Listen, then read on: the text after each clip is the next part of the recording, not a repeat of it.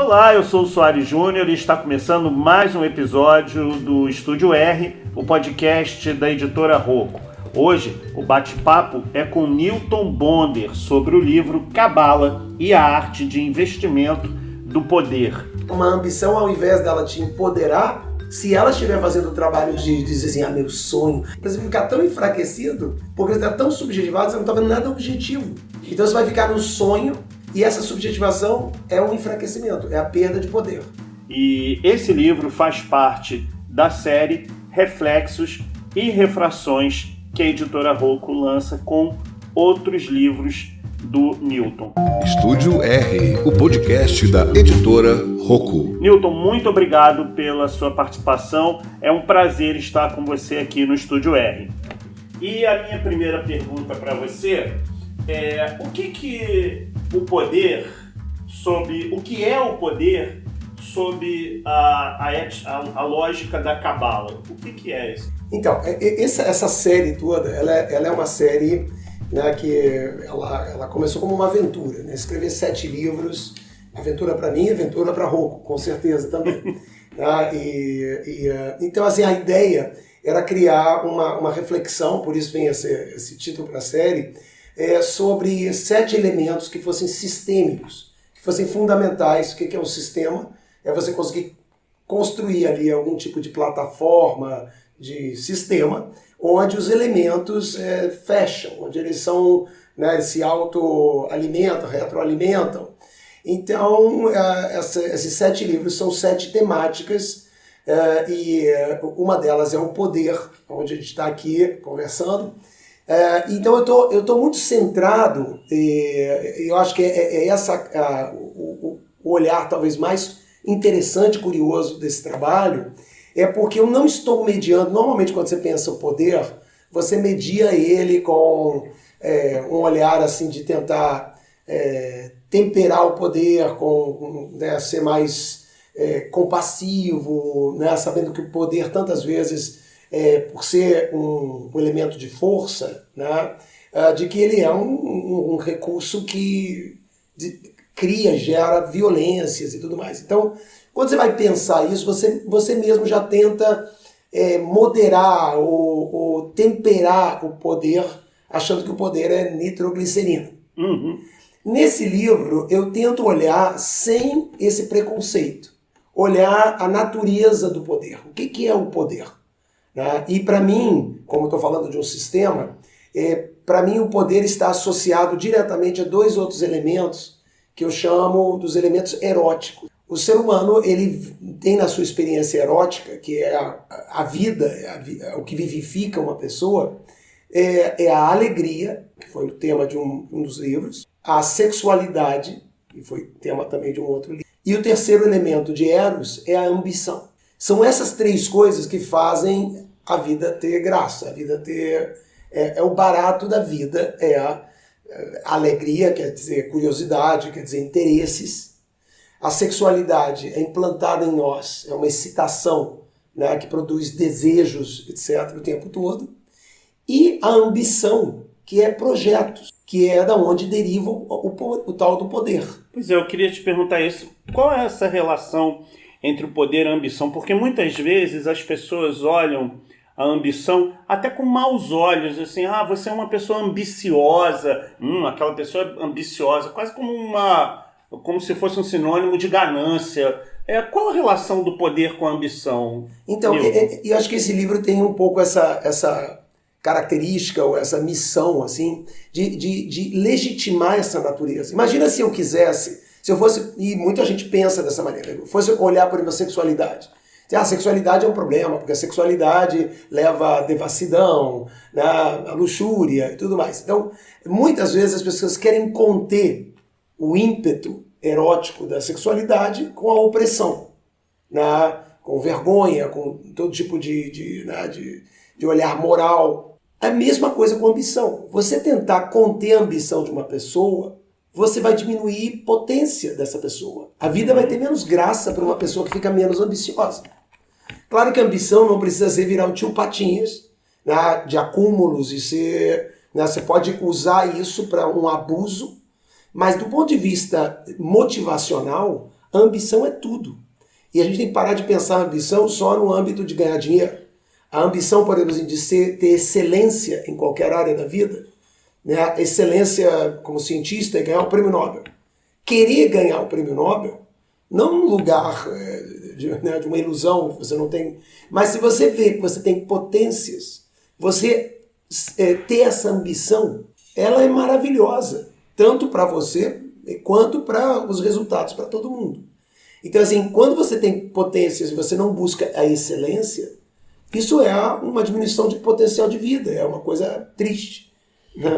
Agora, você escreveu um trecho, Newton, que eu achei muito legal, que a gente tem que tomar cuidado em linhas gerais, eu não vou ler ipsiliteris, mas a gente não pode se equivocar e trocar o que é pelo que achamos que é. Quais as consequências quando a gente acaba incorrendo nessa troca?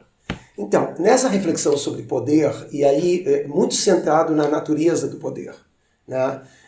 Eu acho que assim, uma síntese importante do livro é o valor ou a importância que tem para qualquer forma de poder a objetividade, né? O que dá às pessoas, o que empodera as pessoas, as suas ambições, porque a ambição é um desejo, é um sonho, é um projeto. O que empodera esse projeto é a objetividade. Então, assim, eu fico fazendo muito esse contraponto, porque nossa sociedade é uma sociedade que valoriza muito o subjetivo. E claro, quando a gente está falando do afeto, por exemplo, uma pessoa que não tem subjetividade é uma pessoa que vai ter muitas dificuldades afetivas. Mas na área do poder, da natureza do poder, a subjetividade, ela é o grande inimigo. Porque, de novo, o poder, e o livro eu faço essa comparação, de que todos esses vários elementos que eu tenho nesses livros, eu comparo com elementos da árvore. Uhum. E o poder, ela é a raiz. Tá? A raiz, ela precisa estar imbricada com um bom solo. O solo tem que ser firme. Se você chover muito, o solo ficar empapado, aquela raiz não consegue ter, né, fixação. Essa fixação é o empoderamento. E o que fixa as coisas nas nossas vidas é a objetividade. Então eu tenho um bom projeto, eu tenho uma ideia ótima, eu tenho até o potencial. Mas eu não objetivo isso, eu vou plantar minhas raízes em terra empapada.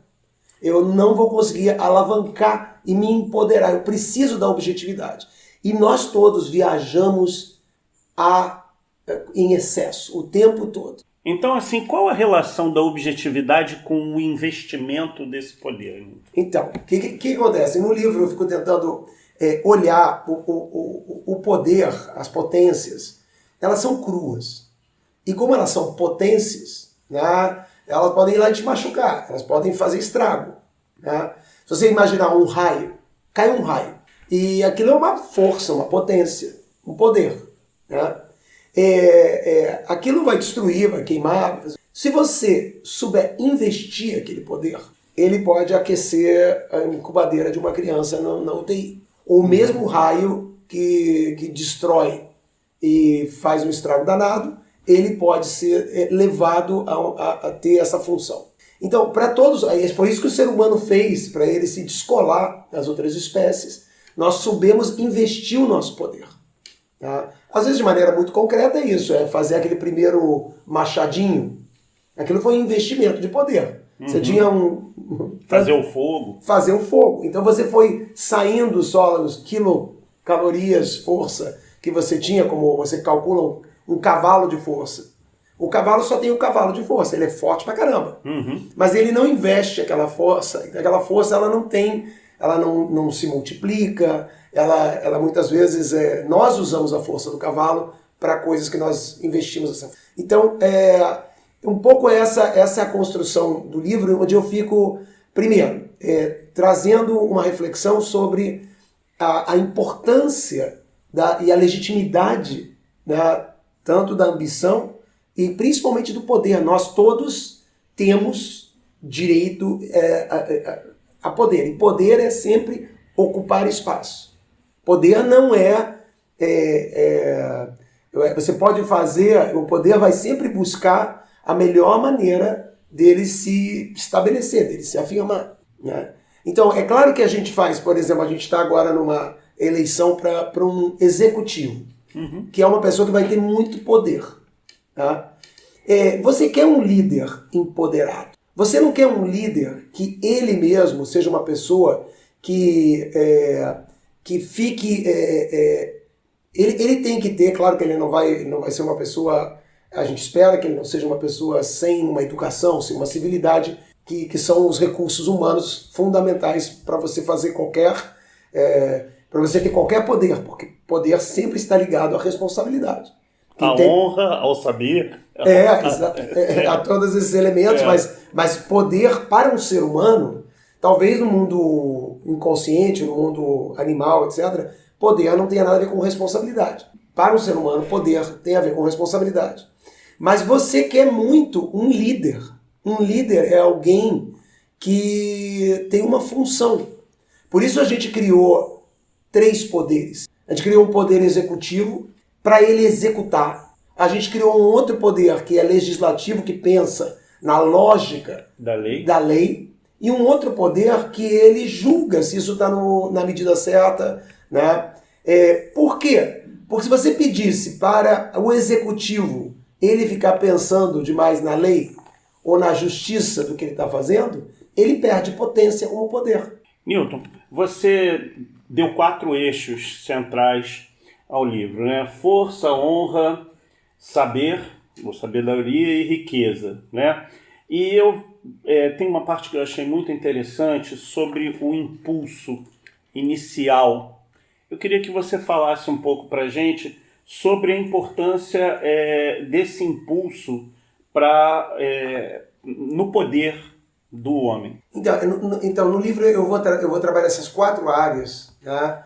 E eu vou até me basear numa frase, uma citação sapiencial da tradição judaica que nomeia as 4 áreas, digamos assim, de poder que o ser humano pode ter. A área mais física, que é a força física, tá?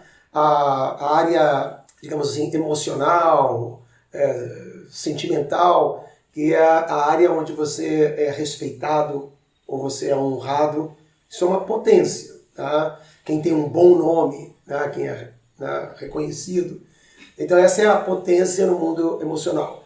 Tem uma potência no mundo intelectual que é a sabedoria, o sábio. Né? Aquela pessoa que todo mundo respeita, que é o professor, é o mestre. E tem na dimensão... eu chamei na dimensão, digamos assim, existencial, e para mim ali é um desafio, esse poderoso espiritualmente, eu chamo do rico. Que é estranho, porque todo mundo imagina o rico como o oposto do espiritual. Mas é óbvio que eu não estou falando do rico aqui, do milionário que fica contando o seu dinheiro.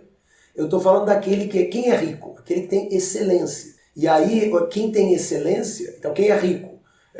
Na área do trabalho é alguém que é um grande empreendedor. Na área da ciência é alguém que se tornou de ponta, né? Em qualquer área. Né? Então assim, eu vou mapeando esses poderes, mas aí eu vou me perguntando qual é o investimento. O poder é físico, é força. O poder é a honra, eu tenho honra. O poder é a sabedoria, eu sou sábio. E o poder eu sou uma pessoa com abundância, com excelência. Eu me pergunto, mas qual é o investimento que você vai fazer com esse poder? Porque aí eu tenho força, eu vou te dar um soco. Tá? Então, ali eu vou buscar essa citação da tradição judaica que ela qualifica, né, 4 formas de investimento para cada um desses elementos. Então, por exemplo, quem é forte? Não é o cara que está derrubando todo mundo e socando todo mundo. Quem é forte, segundo essa citação, é quem controla o seu ímpeto. E você para pensar, é uma das coisas mais incríveis de investimento de poder. Você está empoderado quando você sabe lidar com você mesmo. Segurar o seu impulso? Sim, se você é incontinente, você é fraco. Se você é incontinente, se você não consegue ficar quieto quando tem que ficar quieto, sabe? Quando os movimentos de vida que estão relativos à força, né? Se você não souber fazer uma gestão disso, então a sua força pode ser até contra você. Eu sou forte, mas eu entro em tudo que é briga, né? E eu vou apanhar, eu vou perder. Em algum momento isso vai ser contraprodutivo e não vai me empoderar. Então, cada um desses elementos tem uma forma de você investir e não é assim, às vezes, tão óbvio o caminho pela qual você pode se empoderar por esses investimentos. Newton, você fala do poder emocional, né? E esse poder que se consegue com uma honra, com o reconhecimento. Aí a minha pergunta é assim, as relações estão ficando tão esgarçadas, hoje a gente não está dando poder emocional para quem não deveria ter o poder emocional, do ponto de vista da gente, por exemplo, nas redes sociais, pessoas que são influencers e tal.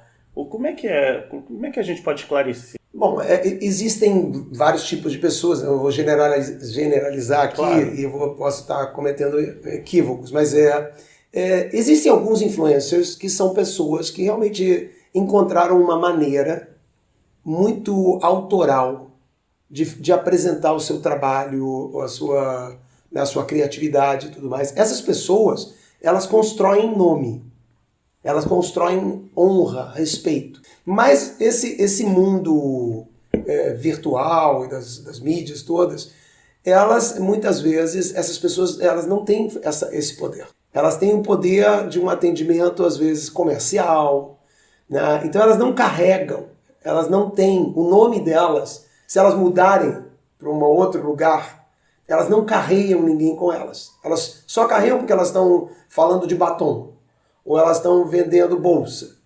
E elas são boas vendedoras de bolsa. Tá?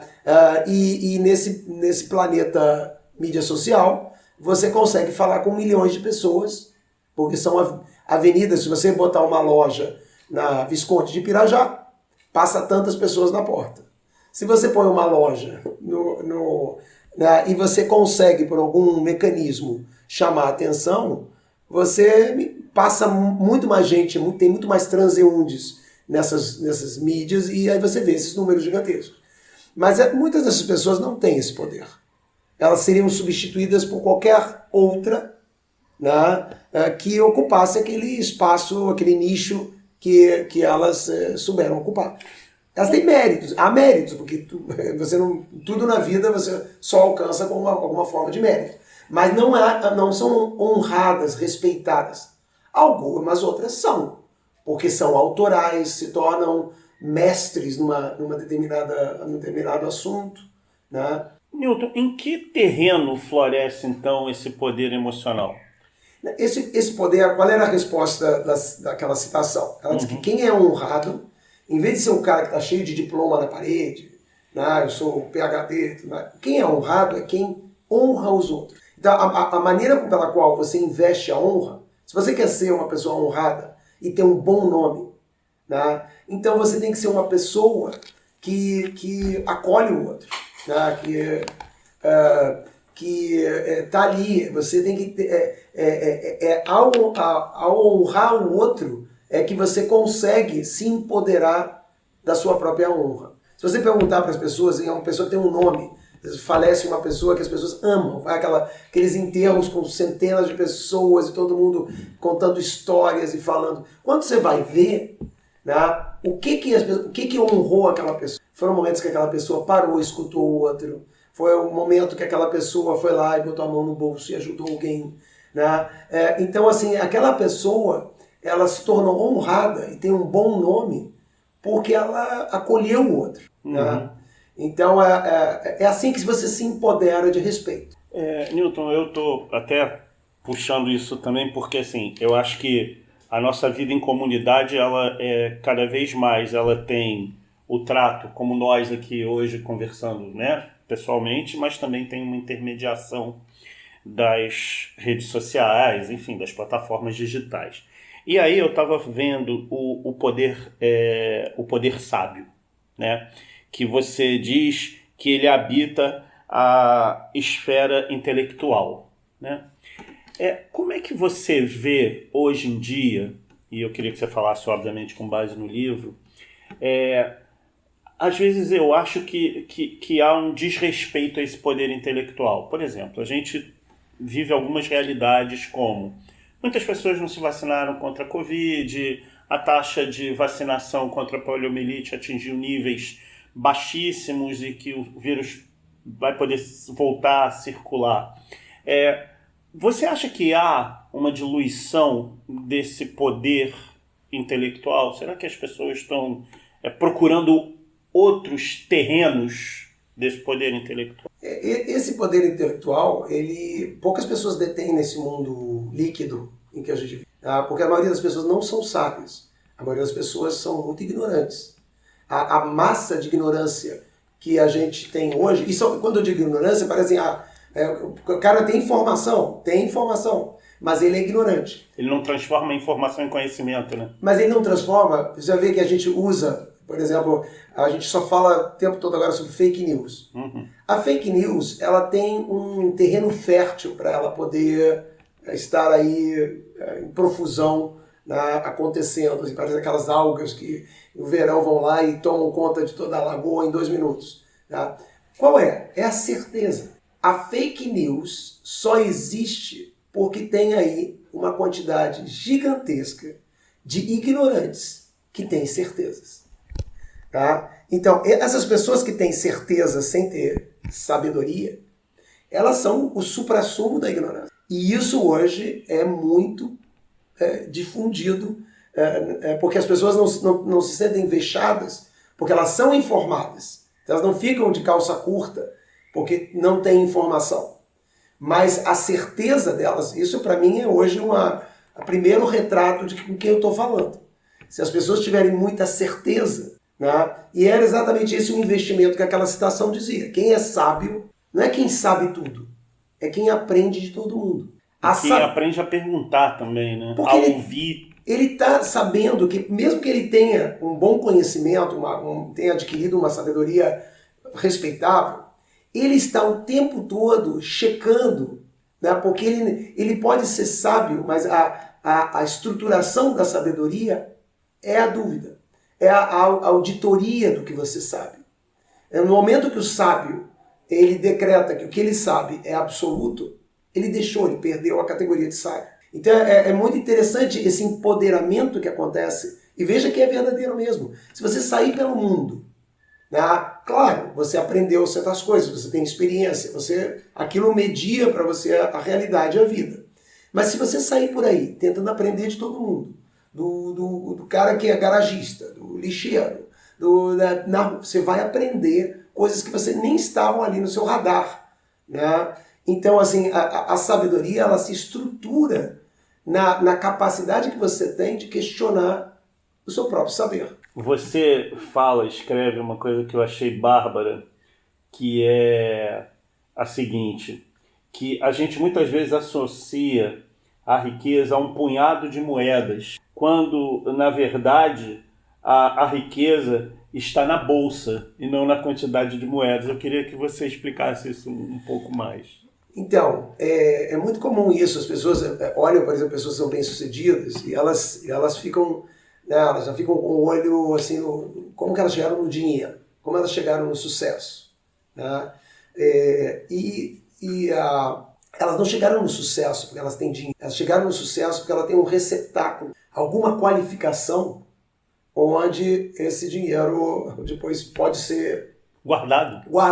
Se você não tem onde colocá-lo, se você olhar muito, quando as pessoas não conseguem ter essa construção, realmente vai embora, aquilo não tem não consegue ser investido de alguma. Então é um pouco isso que nessa área da riqueza que eu estava também tentando falar, que nós temos potenciais, cada um de nós, né? E não é necessariamente de novo fazer dinheiro, potenciais de ser um excelente cozinheiro. E se você for um excelente cozinheiro, o dinheiro aparece. Porque ser um grande cozinheiro é um receptáculo. Então você tem onde...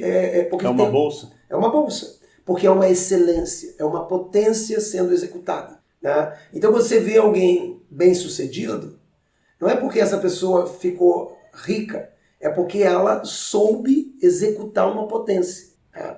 Tem outros elementos, tem sorte. Nessa área da riqueza, eu até conto isso no livro,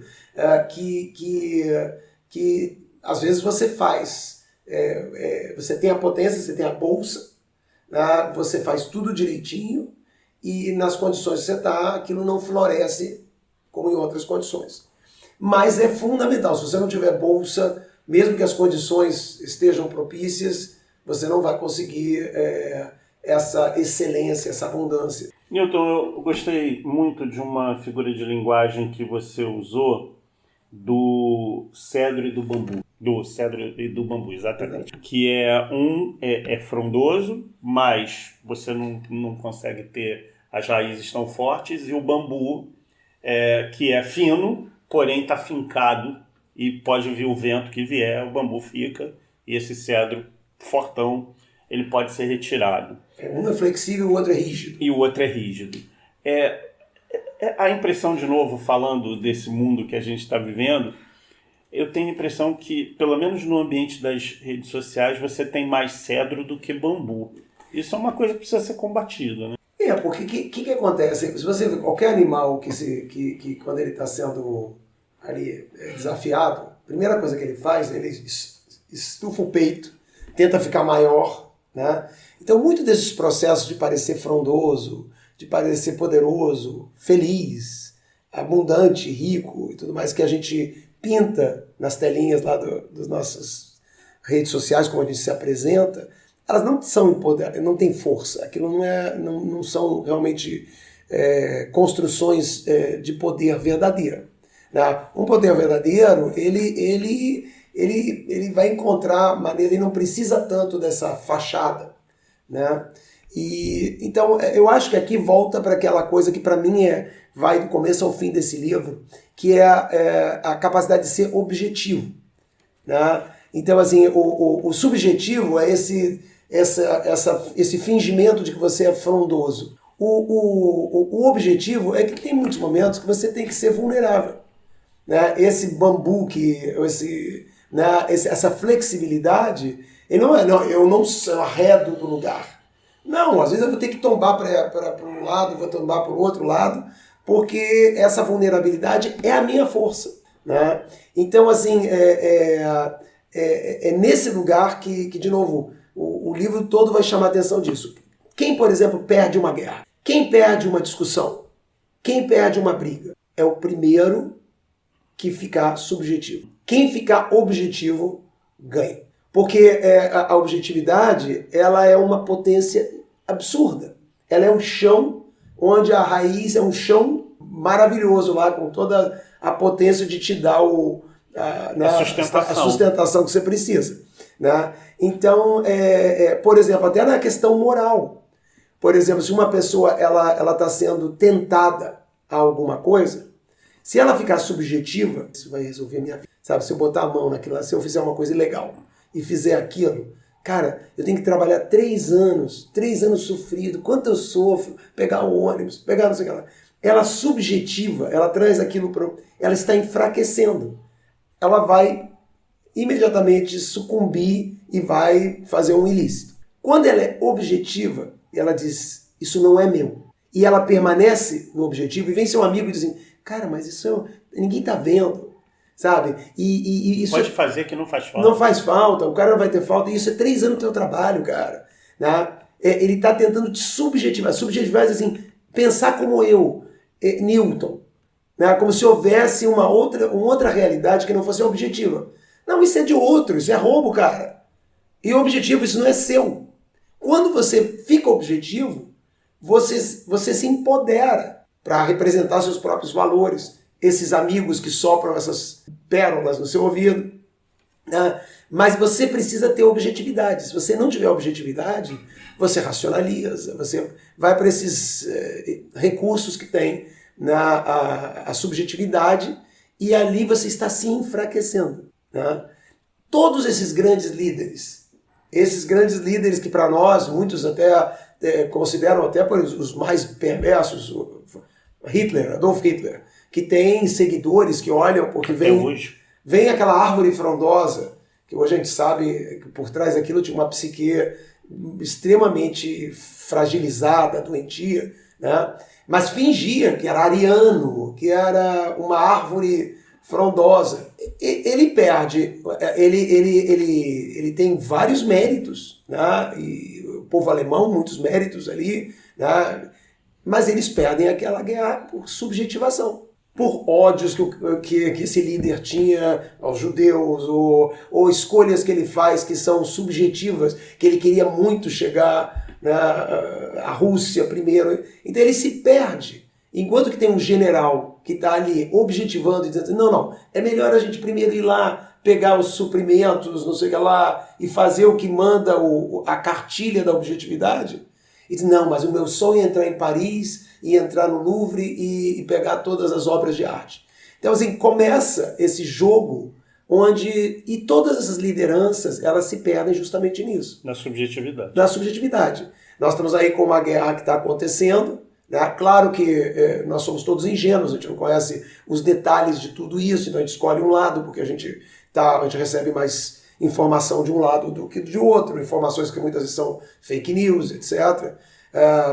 Mas o problema desses lugares onde tem uma liderança aparentemente única, nem sempre é única, mas que detém um poder absurdo, a chance de subjetivação é gigantesca. Né? Porque não tem... ele de noite pensando o que é melhor, sabe? Ao invés de sentar com um monte de gente dando má notícia para ele. Objetividade é um monte de má notícia. Estamos indo mal. Aqui tá ruim. Aqui vão ter que largar. Ah, mas não quero. Não quer por quê? Ah, porque eu não gostaria. Eu uma vez tive um chefe que falava assim, o poder é solitário. E se você não tem alguém que fique do seu lado dizendo assim, você está errado, você exerce mal o seu poder, você investe mal o seu poder, né? Você perde todas as potências, você perde a potência da sabedoria, você não está perguntando para outras pessoas, você não está aprendendo, você está só com as informações que você tem e pode ser que elas não sejam suficientes para a tomada de decisão. Você está perdendo honra, porque você está ficando cada vez mais isolado, você não está acolhendo ninguém, você vai ficando inseguro, vai perdendo toda a sua potência de honra, né? Vai ficando nesse lugar tão acuado, vai ficando com menos capacidade de conter o seu ímpeto assim, eu quero aquilo. Quero não, agora não é hora para querer isso não. Tem uma coisa... Antes tem várias etapas para chegar lá como ambição. Então a ambição, ela pode subjetivar uma pessoa. Então uma ambição, ao invés dela te empoderar, se ela estiver fazendo o trabalho de dizer assim, meu sonho, a minha ambição é ser uma atriz da Globo e estar na novela, você vai ficar tão enfraquecido, porque você está tão subjetivado, você não está vendo nada objetivo para chegar naquilo. Vai fazer um curso de teatro, vai aprender, vai ver como exatamente. faz. Então você vai ficar no sonho e essa subjetivação é um enfraquecimento, é a perda de poder. Agora, a gente já está chegando ao fim da nossa conversa, mas você fala uma coisa que tem muito espelho com a realidade mundial. Isso não é uma coisa apenas de um país, né? E você fala que a polarização é um investimento negativo de poder. Por quê? Então, você vê que, na verdade, é um artifício. A polarização é um artifício que parece que vai empoderar. Até muitas questões do poder, a gente não consegue compreender o poder direito, porque a nossa existência ela é tão efêmera, né? Nós vivemos tão pouco tempo. Então, para nós, 3 anos, 4 anos, 5 anos, é uma eternidade. Né? Quando, na verdade, em processos da vida coletivos, não é tempo nenhum. Nenhum desses grandes líderes que ficaram muito poderosos por ditadores, né? Todos eles caem. Né? Infelizmente, fazem estrago muito grande e pessoas que vivem, têm a sua vida estragada por conviverem com esses personagens, né? Vão sofrer de uma maneira terrível. Mas todos eles se desconstroem, porque toda essa autoimportância, ela é em si já uma subjetivação e uma perda de objetividade. Porque a objetividade, se o líder fosse objetivo, ele fazia o que um líder deve fazer para ficar poderoso. Fazer com que o país ande para frente. Que as pessoas fiquem bem. O líder que produz uma boa... O cara se reelege, não precisa disputar com ninguém, não precisa debater com ninguém. Sabe? A educação está bem, a saúde melhorou. As pessoas estão comendo. O cara se reelege. Você vê alguns estados do Brasil que, assim, é primeiro turno, assim, boa gestão. A pessoa se empoderou objetivamente. Não porque eu sou o melhor, porque eu fiz conchavo com fulano, não sei o que lá. Então, os conchavos, eles são esses atalhos que as pessoas fazem, mas esses atalhos, muitas vezes, não são um investimento, sabe? São uma esperteza. E elas desconstroem, às vezes, potenciais muito bons. Existem alguns políticos que a gente tem no Brasil, que eu conheci no início da sua carreira e tudo mais, que eu tinha uma admiração enorme, porque eram extremamente potentes, mas entraram num jogo e eles se fragilizaram, se subjetivaram pelas suas ambições e tudo mais, e eles perderam a potência de terem sido grandes líderes, de entrar na história não como alguém que, na verdade, é um fracasso, apesar de ter virado um grande nome. Né? Então, eu acho que se a pessoa tivesse consciência, né, ela buscaria objetivamente esse poder, que é ele que realmente oferece a você. E todos, né, mesmo as construções que perduram por um tempo que para nós é insuportável, elas se desconstroem. As lideranças que não sabem se abrir. Eu vejo isso, eu conheço alguns monarcas que ou eles acabam guilhotinados, né, ou eles estão fazendo aberturas, ou eles estão buscando uma maneira deles realmente se empoderarem. Porque essa construção de ser tudo nos seus ombros, né, é subjetiva. O Estado sou eu, não dá mais. Não, porque é irreal. E todo mundo vê. E você se enfraquece. E hoje é muito mais visível do que era antes. A gente diz assim, é mais difícil ser líder hoje. Não é não. Né? Eu acho que o líder tem que ter certas qualidades, você tem lideranças em muitas coisas. Está mais na vida privada do que muitas vezes na vida estatal, porque talvez pelos interesses, pela construção da vida estatal, que está se desconstruindo. A própria democracia, se ela não fizer autoajustes, porque ela sempre se diz, é o melhor dos piores sistemas. Não, ele será detonado por alguma coisa, pode ser num tempo que para mim não seja satisfatório como cidadão, como pessoa, indivíduo. Mas com certeza serão varridos e tiradas do mapa essas estruturas, como foram varridos os reis. Apesar de continuar, isso não é um processo linear. É acidentado, né? É acidentado, mas é irreversível. Tá? Talvez existam, por circunstâncias do futuro, né, condições onde outros personagens se assemelhem ao rei. Mas aquele rei, que era uma família especial, que todo mundo olhava... Ungida por Deus, e que o meu filho, eu vou ter um filho, porque o meu filho vai ser o cara que tem o sangue azul. Ninguém vai comprar mais sangue azul de ninguém. Você pode oprimir uma pessoa e obrigá-la a ser vassala. Mas ela não vai fazer naquela construção. E lá atrás eles eram deuses. Né? No período bíblico, né? Abraão vem questionar os reis, que os reis dizem, o faraó dizia, eu sou um deus. Isso não tem mais volta. Só que leva muito tempo, né? Newton, muito obrigado pela sua participação aqui no Estúdio R, o podcast da editora Rocco. E a gente está com o livro Cabala e Arte do Investimento do Poder e as outras obras da série Reflexos e Refrações também estão nas livrarias e nas versões em e-book. Obrigado, Newton. Até a próxima. Estúdio R, o podcast da editora Rocco.